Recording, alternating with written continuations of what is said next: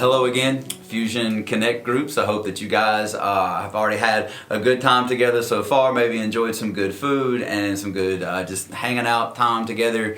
And I really hope that you're enjoying what we're doing together in our Connect groups. We've been in this parenting and family series for the last several weeks, and I hope that that's been beneficial to you. I also hope that you're enjoying the conversations that you're having in your group as we walk through the book of Romans. And this week we're in chapter 12. That's my favorite chapter in the book of Romans. Romans 12, 1 and 2 were the first two verses that I memorized after John 3:16. They were the first verses that I was ever challenged to memorize, and I've held those in my head and heart ever since. And so Romans 12 has kind of a special place for me, and we'll get into that in just a moment. But before we do that, I wanted to just put a couple of things in front of you to draw your attention to remind you of. The first is, make sure that you guys are talking about your community service project and that you're continuing the planning for that or putting things in place.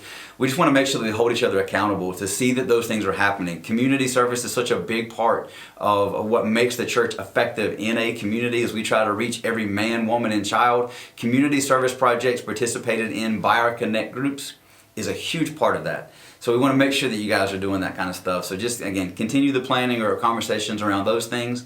I also wanted to remind you of an event that we have coming up as a church on November the 20th. That's a Sunday. It's the Sunday before Thanksgiving. That's going to be our night of worship. It's going to be at 6 o'clock at the Y.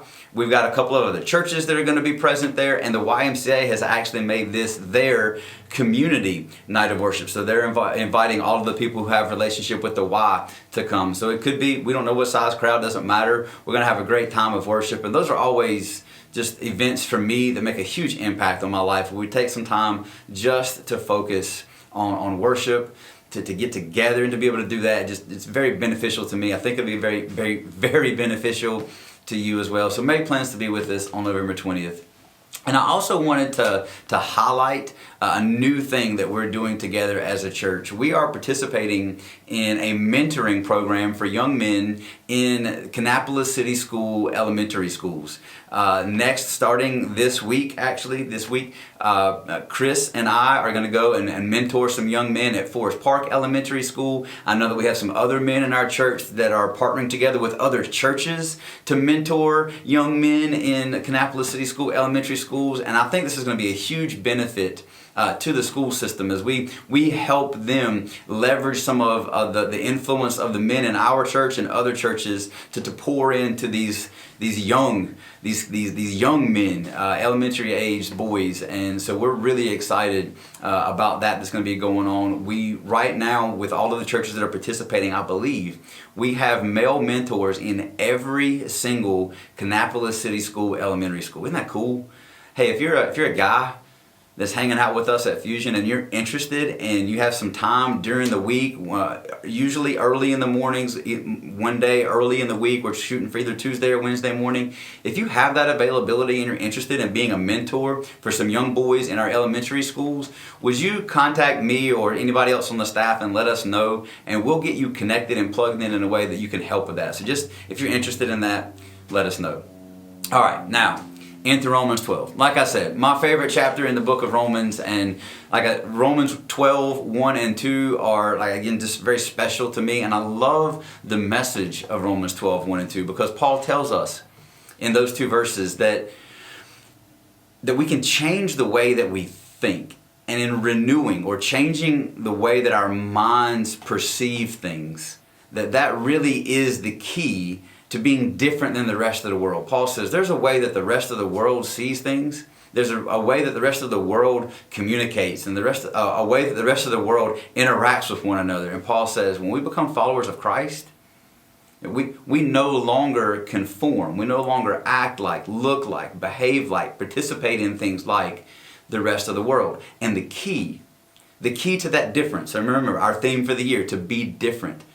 The key to being a different person in the world is to think differently than the world, to think like Christ, to submit ourselves to His way of thinking and to renew our minds in the way that we think. And so Paul, right out of the gate in Romans 12, it speaks in a way that really helps me evaluate the way that I'm thinking, the thought process, what's going on in my head, because thought always translates to action, or at least it should, and it doesn't in most cases. And so we want to be careful with how we think. We have to think differently if we want to behave differently, act differently, honor God in a way that the world can't, because they don't think like God thinks.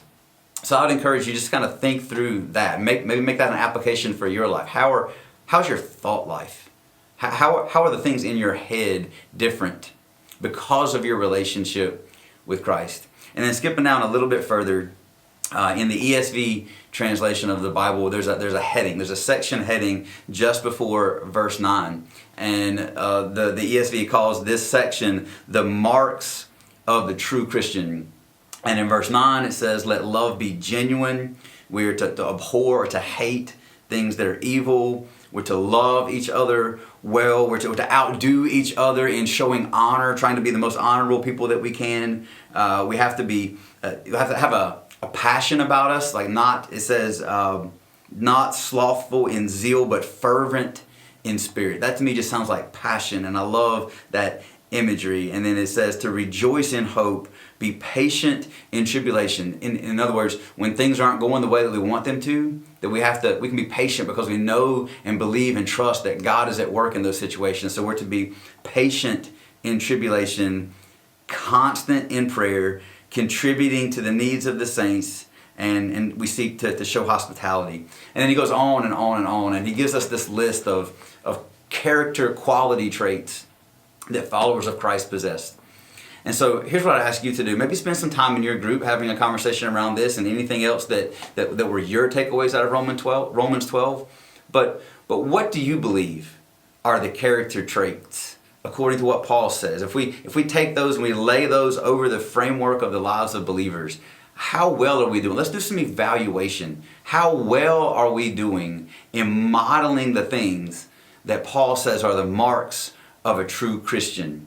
What do some of the examples that he gives, some of these character quality traits that Paul lays out for us, how are those showing up in your life? Feel free to brag on yourself a little bit, but all for the glory of God. Like, hey, God has so changed me that now I'm now able to show hospitality in a way that I have a passion that is, I don't know, those are just some kind of examples that are coming to my head. Maybe, what does that look like in your life? Spend some time talking about that with your group, and then anything else that were your major takeaways from Romans 12. And until I have an opportunity to see all of you again, I hope that you have a great week and you just enjoy your relationship with God and your conversation that you have with your group. You guys have a great rest of your time together. We'll see you again soon.